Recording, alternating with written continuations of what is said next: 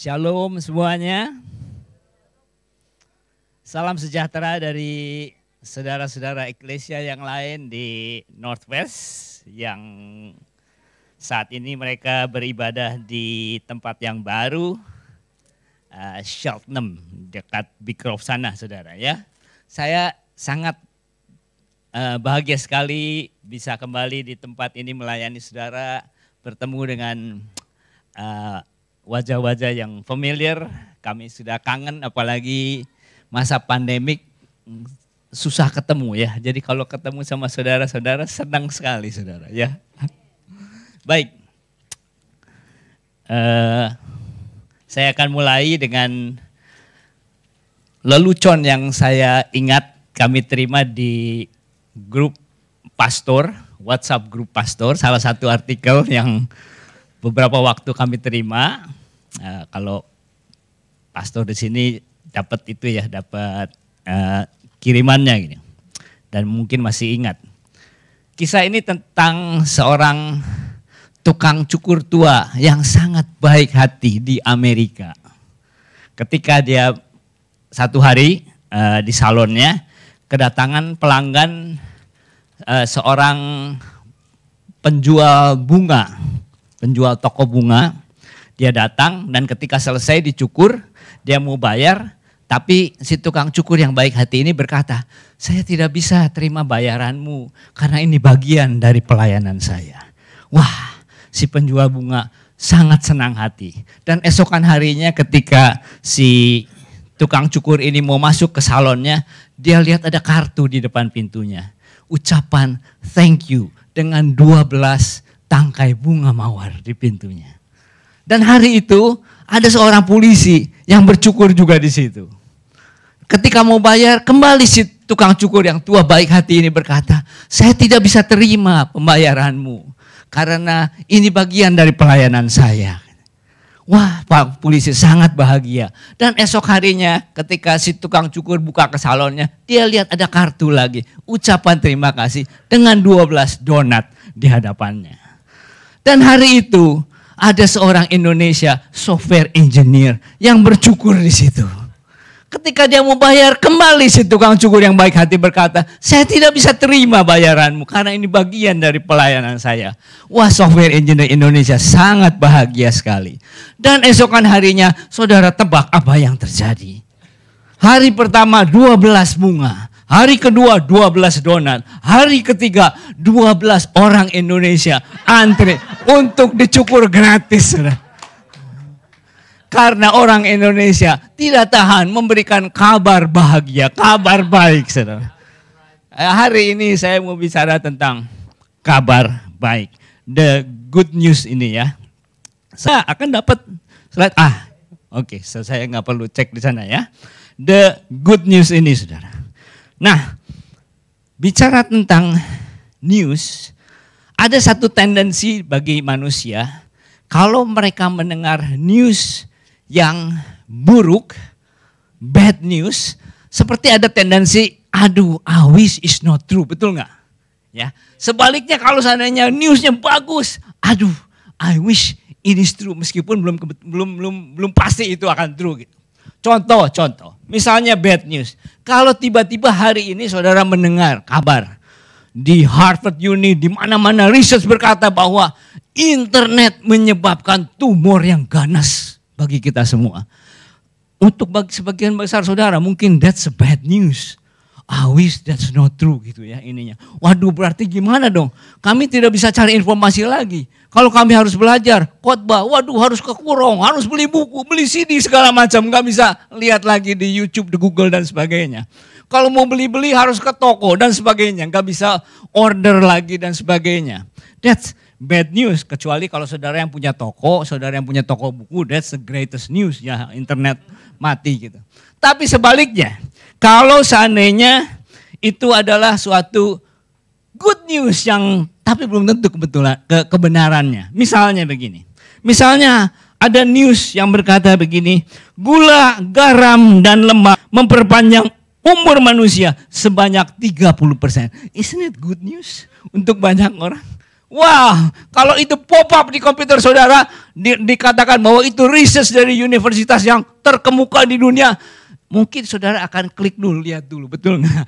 Akan cek dulu kebenarannya bagaimana. Tapi itulah satu tendensi dari manusia, bicara tentang news, the great news. Nah sekarang kita akan membahas the great news yang saya ambil banyak dari Injil Lukas. Injil Lukas. Nah, Injil Lukas berbicara banyak tentang good news ini. Dari pasal pertama, saya bacakan ya, disinggung kata good news ini. Ini berbicara kepada malaikat kepada Zakaria, papahnya Yohanes Pembaptis, ayat ke 19. Jawab malaikat itu kepadanya, akulah Gabriel yang melayani Allah dan aku telah diutus untuk berbicara dengan engkau dan untuk menyampaikan kabar baik ini kepadamu. Pasal selanjutnya, pasal kedua, ketika malaikat berbicara kepada para gembala menjelang kelahirannya Tuhan Yesus, juga dikatakan hal itu. Di daerah itu ada gembala-gembala. Tiba-tiba berdirilah seorang malaikat Tuhan di dekat mereka. Lalu kata malaikat itu kepada mereka, jangan takut, sebab sesungguhnya aku memberitakan kepadamu kesukaan besar untuk seluruh bangsa. Nah, Lukas tentu bukan hanya berbicara di pasal 1, pasal 2. Sepanjang kehidupan pelayanan Tuhan Yesus di bumi sampai kepada kebangkitannya. Dilanjutkan dengan pelayanan para rasul dan sebagainya. Good news ini terus diberitakan. Nah, sebelum saya masuk ke dalam inti poin saya, sekedar penjelasan tentang the good news ini ya. The good news ini di dalam bahasa Inggrisnya, ayat yang barusan kita baca dikatakan, but the angel said to them, do not be afraid, I bring you good news. Jadi kata memberitakan di situ, aku memberitakan adalah kata yang sama dengan kabar baik di pasal 1, dan kata yang sama itu adalah dalam bahasa Ibraninya Evangelion. Evangelion. You itu artinya good. Good news. Evangelion. Nah, saudara juga sering kita dengar kata gospel atau Injil. They all the same thing. They all the same thing. Good news suka disebutnya sebagai good spell. Good news. Spell yang good. Lalu karena ada hubungannya dengan firman Tuhan jadi God spell. Lalu jadi gospel.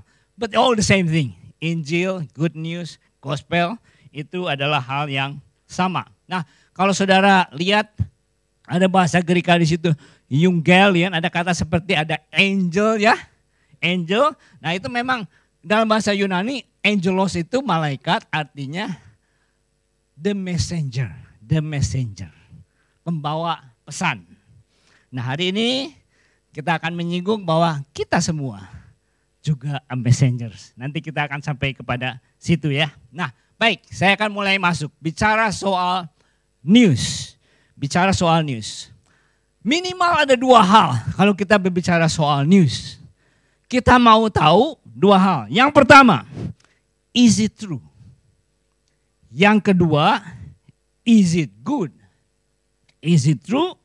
Is it good? Kita akan bahas satu-satu ya. Is it true? Is it true? Nah, tentu dengan waktu yang terbatas saya akan memberikan hanya beberapa hal saja. Saya mau ambil dari Injil Lukas ini. Injil Lukas kita akan lihat dari pasalnya yang pertama ayat 1 sampai ayat yang keempat. Dari hanya keempat ayat ini saya berusaha convince saudara bahwa the great news, the good news yang Allah berikan melalui malaikat tentang Yesus, tentang Injil Kerajaan Allah is true. Lukas 1, pasal 1, ayat 1. Theophilus yang mulia, banyak orang telah berusaha menyusun suatu berita tentang peristiwa-peristiwa yang telah terjadi di antara kita. Seperti yang disampaikan kepada kita oleh mereka yang telah dari semula adalah saksi mata dan pelayan firman. Karena itu setelah aku menjelidiki segala peristiwa itu dengan seksama dari asal mulanya, aku mengambil keputusan untuk membukukannya dengan teratur bagimu. Supaya engkau dapat mengetahui bahwa segala sesuatu yang diajarkan kepadamu sungguh benar. It's true. It's true. Nah, dari 4 ayat ini saya akan menunjukkan bahwa bagaimana Injil Kerajaan Surga yang diberitakan is true. Pertama, kalau kita lihat lagi di ayat ke-1, Theophilus yang mulia, dalam terjemahan bahasa Inggris kalau saudara punya, Theophilus ini baru dicatatnya di ayat ke-3. Jadi dalam bahasa Inggris saudara, kata yang pertama muncul di situ adalah banyak. Banyak. Nah, kalau saya tanya, berapa banyak is banyak? Ya tentu saudara akan jawab, ya tergantung Pak apanya. Kalau istri, apakah 4 banyak? 4 banyak enggak? Tergantung ya. Kalau istri 4 banyak. Ya. Kalau bintang 4 banyak enggak? Ya enggak banyak juga ya. Tapi secara umum, kalau ditanya apakah 4 itu banyak atau enggak? Banyak? Enggak banyak ya, enggak banyak. 4 enggak banyak. Nah, waktu Lukas menuliskan kepada Theophilus, dia berkata gini, banyak orang katanya. Artinya bukan cuma saya loh Theophilus. Bukan cuma Matius, Markus, Yohanes dan saya, 4, bukan. Tapi ada banyak. Nah, saudara kalau saudara lihatnya di zaman abad ke-21 kata banyak mungkin enggak terlalu signifikan ya. Tapi kalau saudara tarik balik ke abad pertama, then saudara bisa appreciate. Banyak. Kenapa? Karena untuk seseorang menuliskan autobiografi seseorang ya, di abad pertama, dia either menulisnya di atas papirus atau parchment, kulit pohon itu ya, atau kulit binatang. Dan saudara tahu berapa harganya selembar kulit itu? Selembar kulit binatang itu kira-kira 40 dinar. 1 dinar 1 hari kerja. 40 dinar, jadi kira-kira 2 bulan. 1 lembar. Kalau papirus lebih murah lah. Ada beberapa sumber, saudara Google cari sendiri aja. Ada yang seminggu gaji dan sebagainya. Tapi untuk menulis autobiografi Yesus kan panjang saudara. Berapa bulan gaji yang harus dibayarkan? Dan itu di tengah-tengah masyarakat yang kebanyakan buta huruf. Nggak bisa baca. Itu sebabnya saudara dengarkan firman, iman timbul dari pendengaran. Pendengaran akan firman Tuhan. Bukan karena membaca nggak menemukan firman. Karena nggak bisa baca pada waktu itu. Jadi orang dengar gitu ininya. Jadi baca juga nggak apa-apa. Tapi bayangkan di tengah-tengah masyarakat seperti itu, di mana menuliskan autobiografi sangat mahal, dan di tengah-tengah masyarakat yang nggak bisa baca anyway, tapi ada banyak orang yang menuliskan autobiografi orang yang sudah mati lagi. Sangat mahal harganya. Dan menulisnya itu harus pakai orang yang ahli, namanya scribes. Kita menerjemahkan sebagai ahli Taurat. Supaya nggak salah. Mahal kan, sekali salah bagaimana. Kalau zaman sekarang tulislah sebagai engraving. Gitu. Kalau engraving kan saudara nggak akan engrave sendiri. Akan suruh orang ahli menuliskannya ya. Ininya.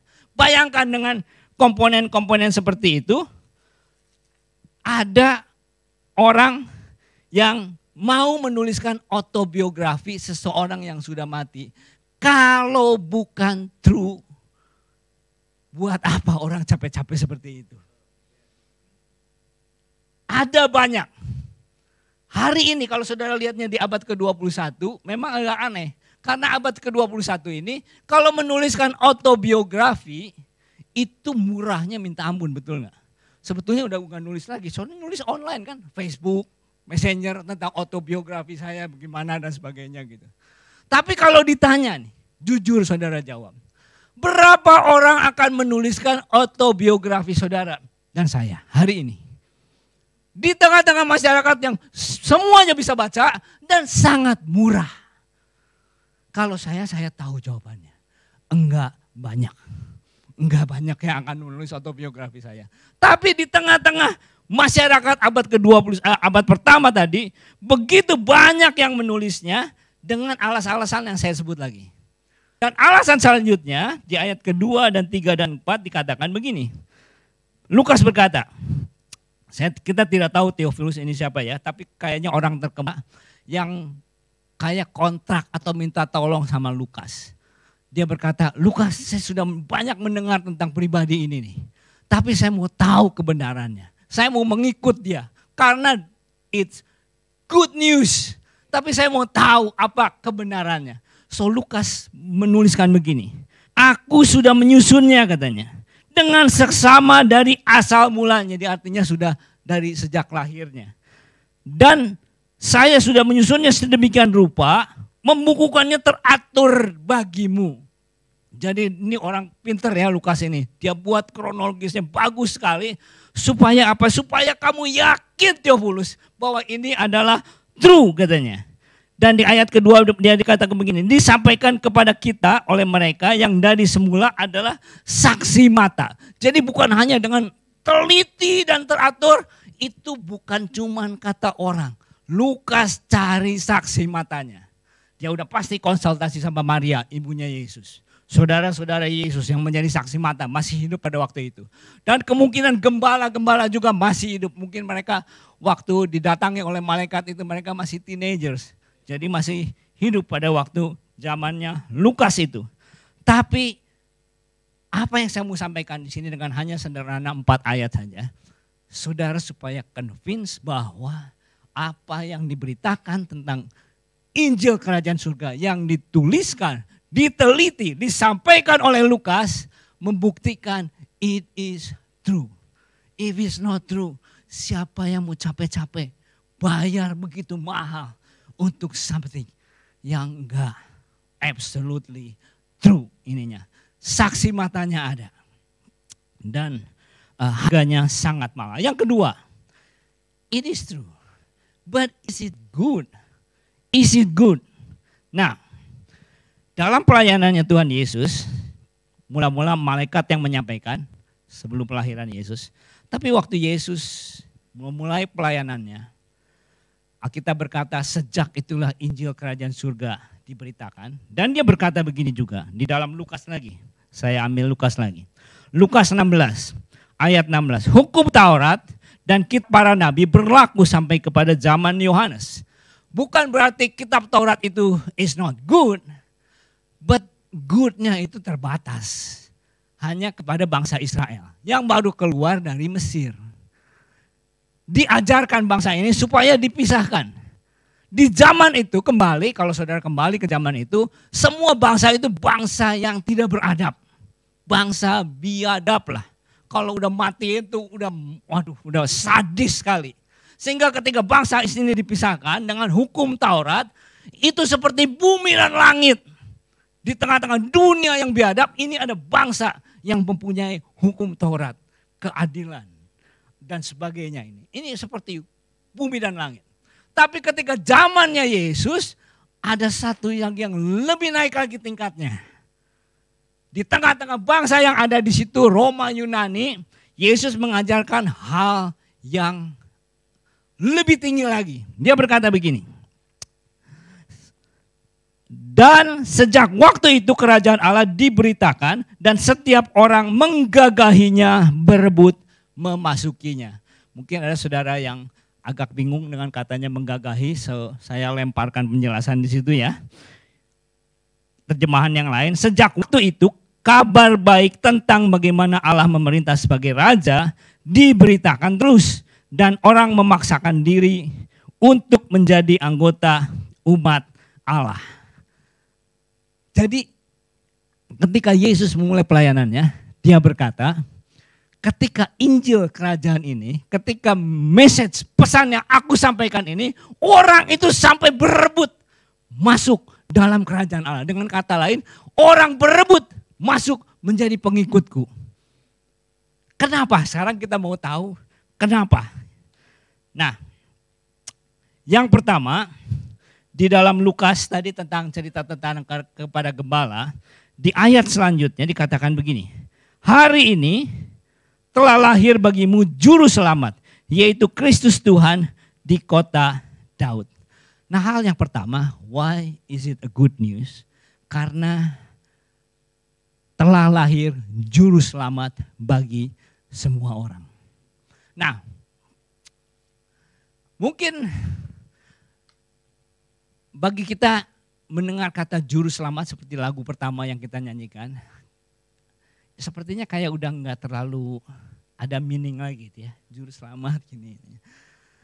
Tapi I don't have much time. Tapi kalau saudara-saudara bisa membayangkan, kalau saudara punya kenalan atau kerabat atau apa yang pernah dijatuhi hukuman seumur hidup dan never to be released, dan orang itu dekat dengan saudara, saudara bisa rasakan ya, itu waktu divonis itu seperti dunia itu runtuh loh.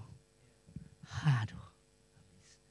Coba bayangkan kalau kita dihukum vonisnya di api neraka dan selama-lama-lamanya. Waktu dibebaskan, dan saudara tidak memandang keselamatan sebagai harga yang murahan lagi. But you have to imagine that. Untuk dapat appreciate juru selamat. Belum lagi secara finansial. Setiap berbuat dosa, beli kambing, mahalnya minta ampun saudara. Domba, lembu gitu. Bayangin harus bawa ke gereja gini. Mahalnya minta ampun. Setiap kali buat dosa. Sekarang dinyatakan sudah tidak perlu lagi semuanya. Sudah ditanggung oleh darah Yesus. But you can only appreciate kalau itu adalah harga yang mahal. So itu yang pertama. Itu yang pertama. Why is it a good news? Tapi ada banyak hal lagi tentang the good news. Tentang Injil Kerajaan Surga. Saya ambil dari beberapa kitab yang lain. Karena mengandung Injil Kerajaan Surga itu sangat kaya sekali saudara. Misalnya di Matius 12. Berkata nih. Tetapi jika aku mengusir setan dengan kuasa roh Allah, maka sesungguhnya kerajaan Allah sudah datang kepadamu. Bicara soal kita dibebaskan dari belenggu. Isn't it good news? It's good news. 1 Korintus 4. Sebab kerajaan Allah bukanlah terdiri dari perkataan, tetapi dari kuasa. Tetapi dari kuasa. Ini bukan hanya bicara soal mujizat, tentu ada mujizat di situ, ada kuasa kesembuhan dan sebagainya. Tapi kalau saudara perhatikan pelayanan Yesus, setiap orang yang ketemu dia, ada perubahan, ada pertobatan. Dan pertobatannya itu from the inside out. Bukan cuma hanya, ya kita berlaku baik ya, ada Yesus loh, kita berlaku baik. Udah gitu kembali lagi, bukan begitu saudara. Saudara lihat Sakeus dari orang yang kikir, pemeras, bisa jadi murah hati. Isn't it a good news? Bukankah hal yang baik kalau kita mengalami hal itu? Dan ketika orang melihat hal itu, wow, aku juga mau seperti itu. Makanya orang datang berebut masuk ke dalam kerajaan surga. Roma 14. Sebab kerajaan Allah bukanlah soal makanan dan minuman, tapi soal kebenaran, damai sejahtera, dan sukacita oleh Roh Kudus. Apa Tuhan? Apakah berarti saya bisa memperoleh sukacita meskipun saya tidak makan makanan di restoran yang mahal-mahal? Yes. Apakah saya boleh memperoleh sukacita meskipun saya nggak punya banyak uang? Yes. Apakah saya bisa punya sukacita meskipun saya nggak bisa holiday kemana-mana, nggak bisa holiday ke Amerika, ke Eropa dan sebagainya? Apakah saya masih bisa sukacita? Yes. Apakah saya nggak punya apa-apa? Saya masih bisa sukacita? Yes. Is it a good news? It is a good news. Lalu 1 Korintus 6. Aku tidak tahu atau tidak tahukah kamu bahwa orang-orang yang tidak adil tidak akan mendapat bagian dalam kerajaan Allah. Pencuri, orang kikir, pemabuk, pefitnah dan sebagainya tidak masuk dalam kerajaan surga. So is that mean dalam lingkungan saya tidak ada orang kikir, semuanya generous. Isn't it the good news dalam kerajaan? Of course. Apakah orang-orang ini yang di komunitas saya berarti orang-orang yang adil semua? Kalau melihat ada seseorang yang membutuhkan, orang lain akan membantu. Ada yang gak sanggup, ditolong, saling bantu, saling memberi dan sebagainya. Isn't it a good news? Kerajaan Allah, of course, is a good news. Kembali ke Lukas lagi, bicara tentang kerajaan Allah. Di Lukas 6. Sebab jikalau kamu berbuat baik kepada orang-orang berbuat baik kepada kamu, apakah jasamu? Orang berdosa juga berbuat begitu. Dan jikalau kamu meminjamkan sesuatu kepada orang, karena kamu berharap akan menerima sesuatu daripadanya, apakah jasamu? Orang-orang berdosa pun meminjamkan kepada orang-orang berdosa, supaya mereka menerima kembali sama banyak. Tetapi kamu kasihilah musuhmu dan berbuatlah baik kepada mereka. Dan pinjamkanlah dengan tidak mengharapkan balasan, maka upahmu akan besar dan kamu akan menjadi anak-anak Allah. Akan jadi seperti Allah. Anggota kerajaan Allah yang maha tinggi. Sebab ia baik terhadap orang-orang yang tidak tahu berterima kasih. Dan terhadap orang-orang jahat. Hendaklah kamu murah hati sama seperti Bapamu adalah murah hati. Kalau di luar kerajaan Allah, saudara melihat ada orang-orang yang baik terhadap orang-orang yang baik kepada kita, itu mah gak heran. Di dunia juga banyak.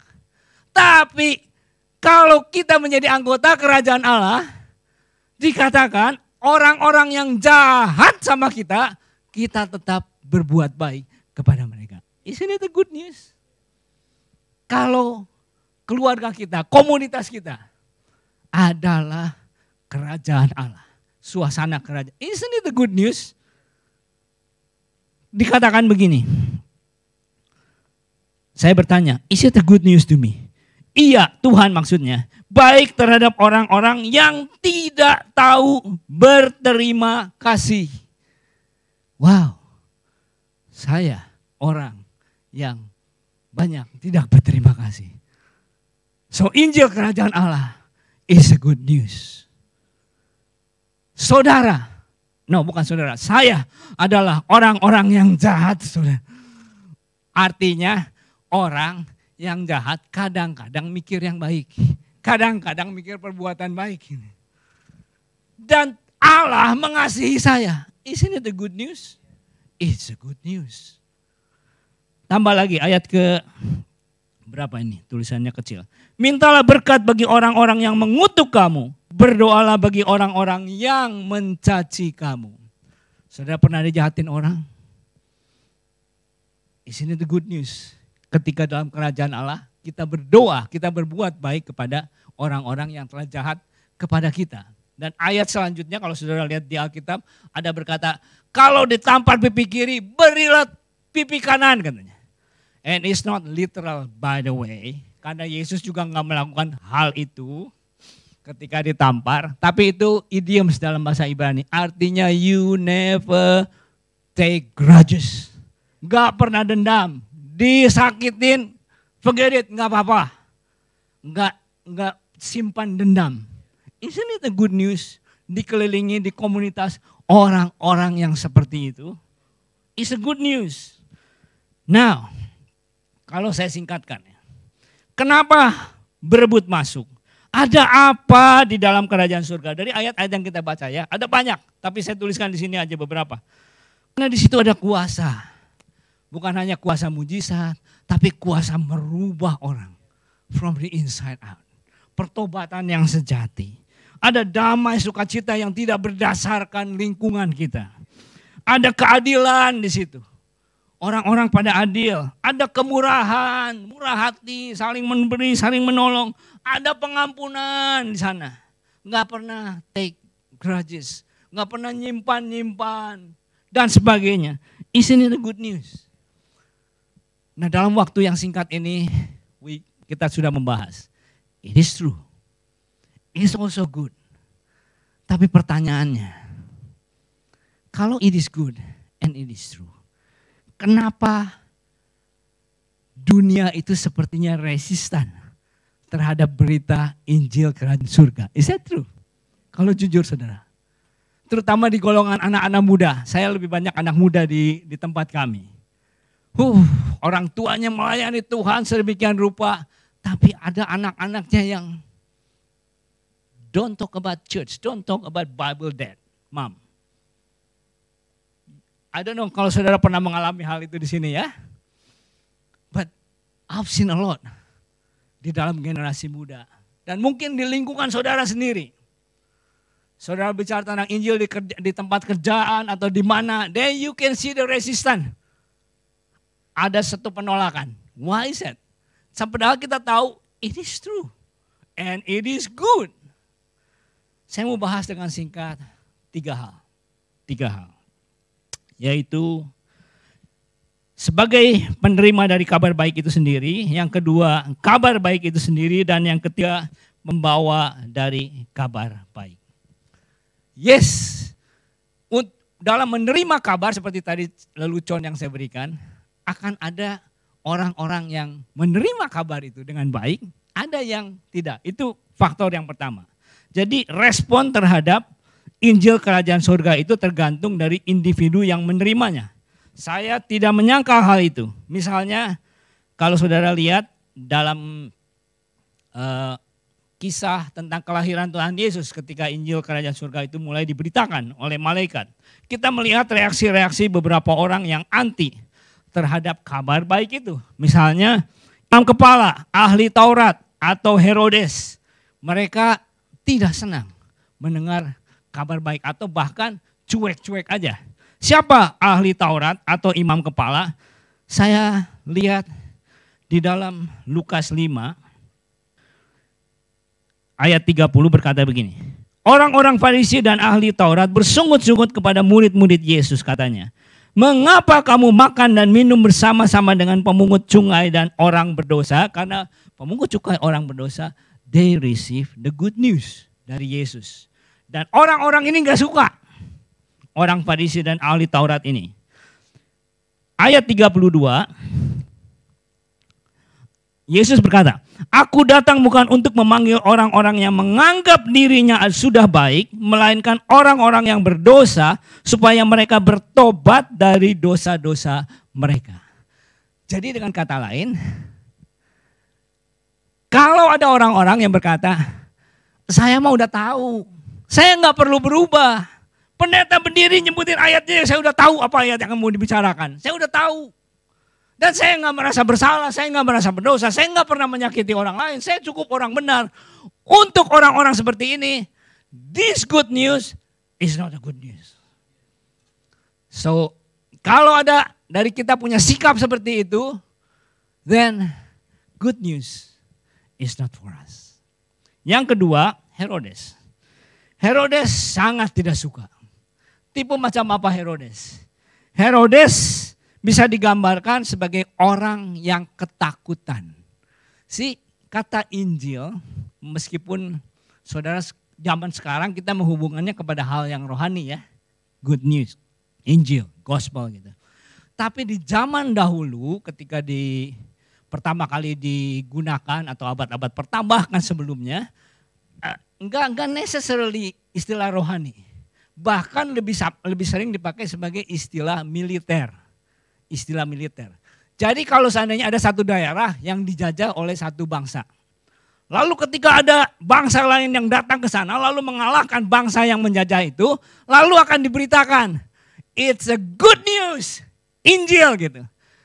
Raja yang menjajah itu sudah dikalahkan. Sekarang ada raja yang baru yang akan menguasai tempat itu. Untuk beberapa orang, it's a good news. Tapi untuk beberapa pihak lagi belum tentu a good news. Kalau zaman sekarang itu seperti pemilihan umum. Pemilihan umum di Amerika lagi rame ya, di Amerika. Ketika Demokrat menang, then it's an Injil, gospel, good news untuk pengikut mereka. But it's not a good news untuk yang lainnya gitu. So you understand ya. Tapi juga membawa konsekuen bahwa siapa aja yang masuk ke situ, yang membawa Injil, kerajaan surga, dan semua yang di situ, baik suka atau nggak suka, you are subject to the new law. You are subject to a new king yang akan memerintah itu. So Herodes adalah tipe yang nggak suka dengan raja yang baru ini. So Herodes adalah tipe-tipe orang, I myself included, adalah orang-orang yang aku nggak suka kalau Yesus yang menjadi raja atas hidupku.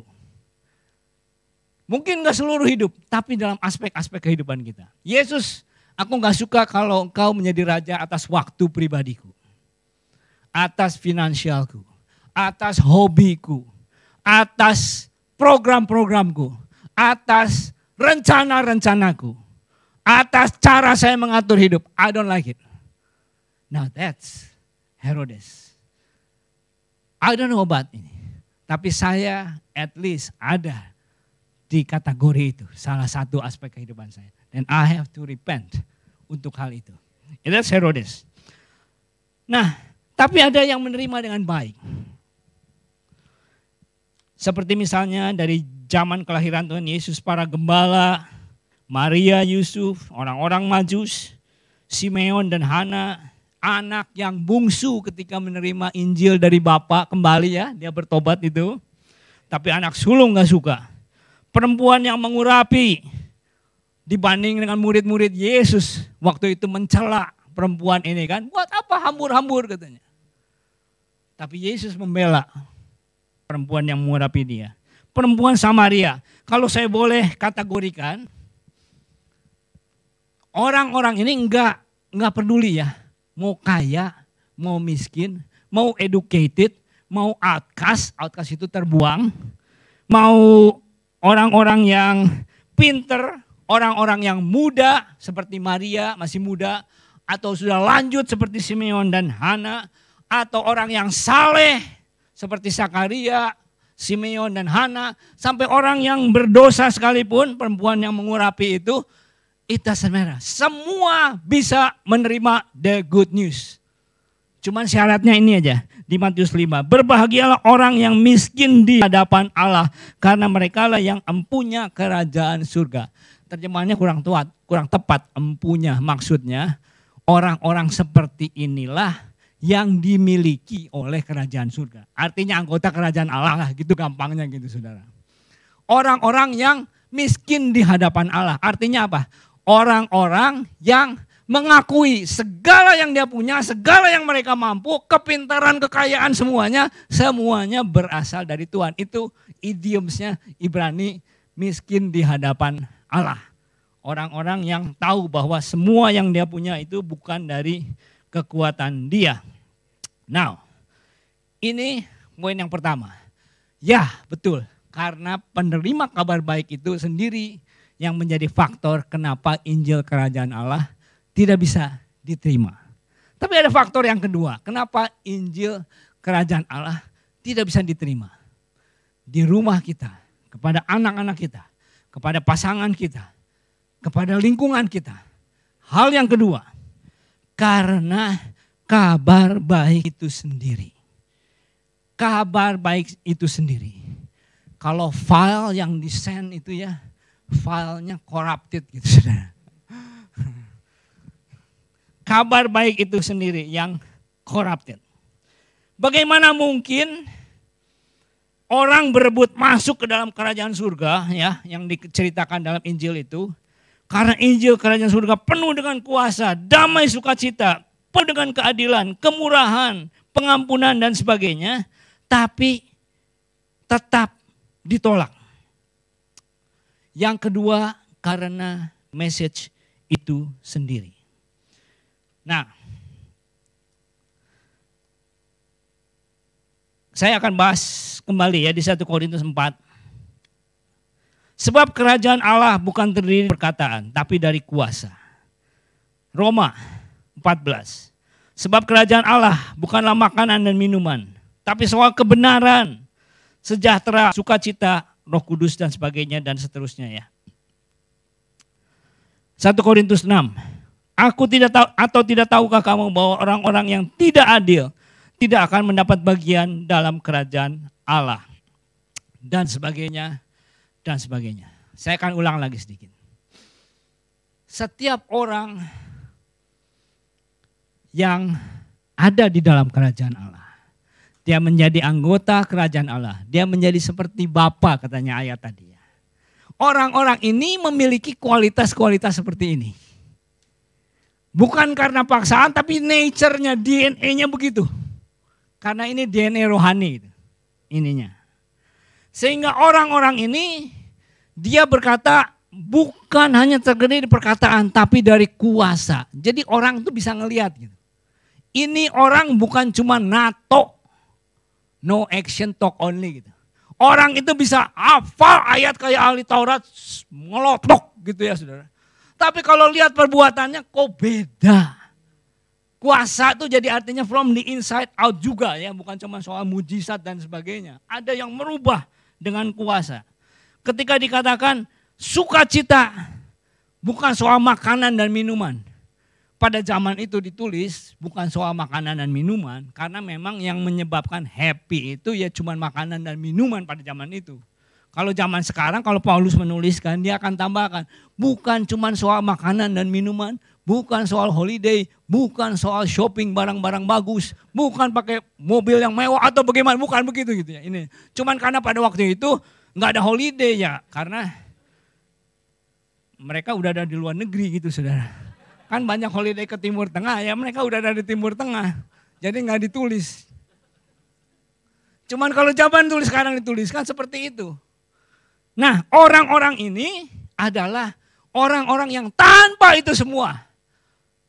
Meskipun belum punya gedung masih nyewa, tapi bisa punya damai sukacita. Meskipun semuanya terbatas, tapi punya sukacita. Nah bagaimana mungkin orang-orang yang seperti ini tidak bisa sampai kepada dunia keluar. Ditambah lagi begini.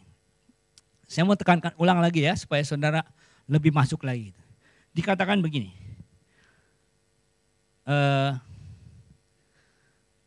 Tidak tahukah kamu bahwa orang-orang yang tidak adil tidak akan mendapat bagian dalam kerajaan Allah. Jadi opositnya, lawannya. Orang-orang yang anggota kerajaan Allah harusnya orang-orang yang adil. Jadi ketika dia melihat ada orang yang di dalam komunitasnya ada yang gak punya, saya punya, saya akan beri. Dia akan lihat di komunitas-komunitas apapun ya, komunitas gereja, komunitas keluarga, komunitas dalam pekerjaan atau apapun. Dia melihat kok yang kerja tiap minggu itu cuman firman ya. Well, I have that skill. Kenapa saya nggak contribute? Kenapa? Because orang yang dalam kerajaan Allah, dia akan berkata begini. Karena ini DNA ya, DNA rohani. Because in my kingdom, harus ada keadilan. I have to share. Apa yang saya punya, I will give. Not just adil ya, dikatakan lagi dengan sukacita. Waktu aku melakukan itu, waktu aku melayani, waktu aku memberi, I do it dengan sukacita. Kalau saudara punya rumah tangga seperti itu, husband and wife, saling tolong, saling adil, saling ini. Tidak akan membawa rumah tangga saudara kerajaan Allah. Tidak membawa gereja saudara, komsel saudara, life group, ministry saudara, a kingdom of God. Isn't it a good news? Pertanyaannya, kenapa waktu disampaikan tidak diterima? Orang yang saudara sampaikan, apa yang kita sampaikan? Apakah orang itu adalah pasangan kita yang kita sebelin? Apakah orang tua, mertua, anak-anak, besan yang kita sebelin? Apakah orang-orang yang di gereja yang kita sebelin? Di ministry yang kita sebelin? Di tempat kerja yang kita sebelin? Bos saudara yang saudara sebelin? Di neighborhood saudara yang saudara sebel? Semuanya. Apakah mereka tidak bisa menerima kabar baik yang kita sampaikan ini? Kalau mereka tidak bisa menerimanya, then most likely, hampir bisa dipastikan, pesan Injil yang kita sampaikan tidaklah sama dengan Injil yang aslinya. Kenapa? Karena kembali di Lukas pasal 2 ketika malaikat menyampaikan kepada para gembala itu, dia berkata begini, jangan takut, Sebab sesungguhnya aku memberitakan, Ingolian itu ya, kabar baik, good news, kepadamu, kesukaan besar untuk seluruh bangsa. That includes orang-orang yang kita sebelin. Neighbor yang kita sebelin, tempat kerja yang kita sebelin, orang-orang di gereja yang kita sebelin. Kalau mereka tidak bisa menerima the good news yang intended untuk seluruh bangsa, termasuk orang-orang jahat, termasuk orang-orang yang tidak tahu berterima kasih, they all receive that good news. Para rasul menerima a good news. Paulus yang menganiaya orang Kristen think is a good news. Roma yang menganiaya orang Kristen thinks is a good news. Sampai semuanya di-convert jadi Kristen. They receive the good news. Itu yang kedua. Now yang ketiga. Kenapa Injil tidak bisa sampai? Atau sering kita melihat resisten. Yang ketiga faktor the messenger-nya. Pembawa pesannya. Di awal-awal sebelum Yesus datang, the messengers itu malaikatnya ya. Tapi tahukah bahwa zaman sekarang saudara dan saya is the messenger-nya. The messenger-nya. Nah, kenapa saya perhatikan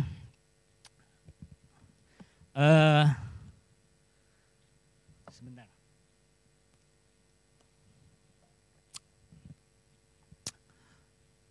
Hal-hal yang mestinya good news, tapi gagal sampai kepada orang-orang ini. Faktor ketiga yang saya perhatikan adalah adanya faktor di mana banyak orang percaya yang sudah mengecilkan atau menyederhanakan sebagai pengikut Tuhan, sebagai anggota kerajaan Allah, dikecilkan sedemikian rupa sehingga hanya sekedar a believer instead of a follower. A believer percaya saja tidak akan memberi dampak kepada lingkungan saudara. Only confessing lips saja gitu. Dan bahkan sering menjadi batu sandungan yang tadi saya katakan tadi. Tapi kalau follower itu beda. Saudara kalau baca di Alkitab seringkali ketika Yesus mengajak orang-orang berdosa, Matius pemikut cukai, tukang pajak yang dibenci dan sebagainya. Dia tidak berkata, percayalah aku. Dia akan berkata apa? Follow me, ikutlah aku. Ya. Dalam bahasa Ibrani, idioms, follow me itu artinya imitate me. Imitate me. Jadilah seperti aku. That's the goal. Untuk orang-orang yang menjadi anggota kerajaan Allah. Pembawa messenger itu. Seringkali kita hanya mengecilkan saja. Asal ditantang mau percaya Tuhan. Ya udah beres tinggalin aja. Oh udah masuk dalam kerajaan Allah. Belum beres. Masih jauh saudara. Masih jauh. Yang ditujukan adalah untuk menjadi the follower. Menjadi the follower. Nah, seperti tadi saya katakan di Lukas, bahwa kita adalah the messenger itu tercatat di dalam Lukas 17 ayat 21. Juga orang tidak dapat mengatakan, lihat, ia ada di sini atau ia ada di sana. Sebab sesungguhnya kerajaan Allah ada di antara kamu. So the kingdom bisa ada di tengah-tengah kita. Di tengah-tengah keluarga saudara, ada di tengah-tengah komunitas kita, di tengah-tengah gereja, pelayanan dan sebagainya. Dalam terjemahan bahasa Inggrisnya dikatakan lebih lagi, dikatakan begini. For the kingdom of God is within you. Di setiap kita ini. So we are the messenger. Nah.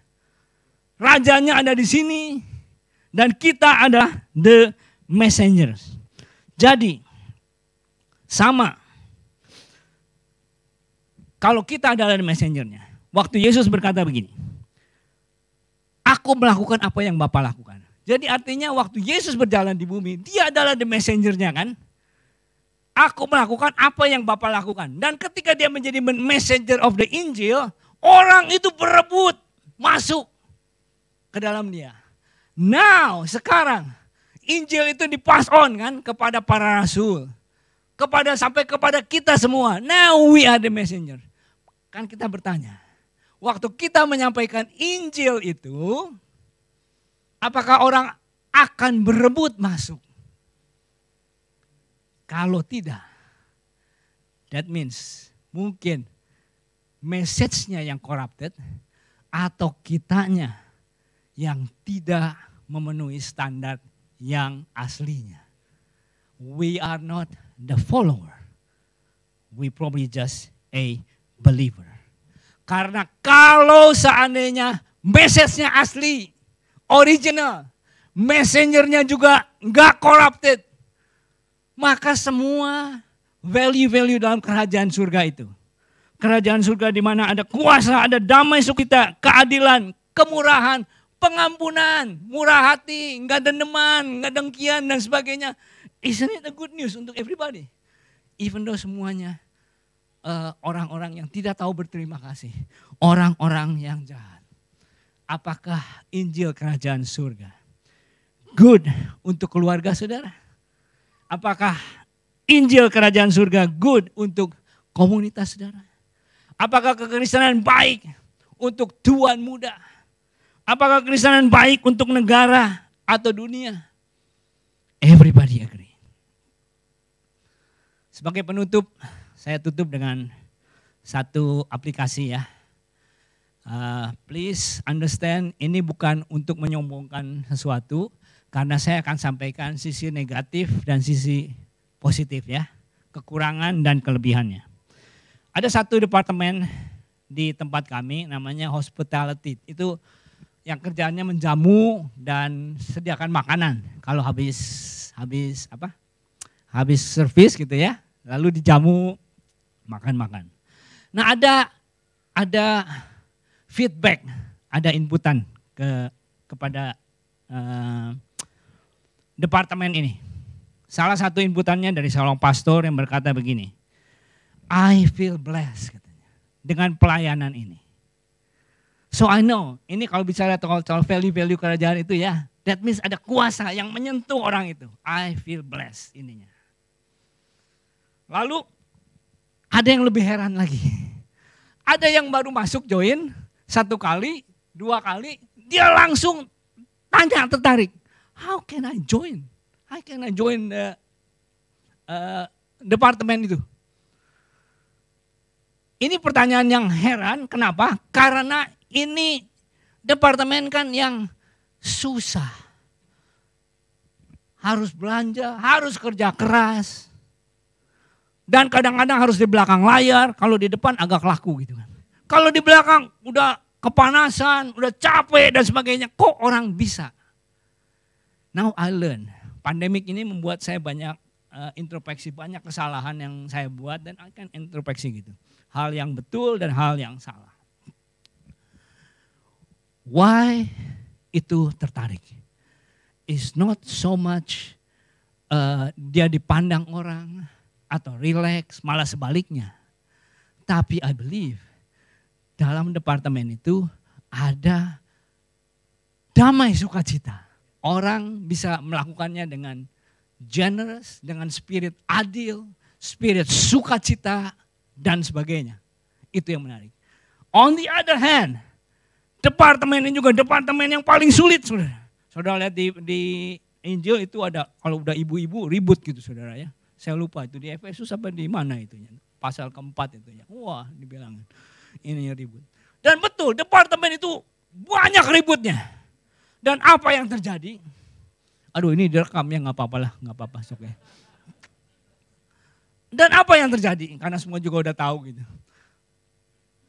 Orang yang ada di situ pengen keluar. Berhenti melayani. So what I can learn? Apa yang saya bisa belajar di situ?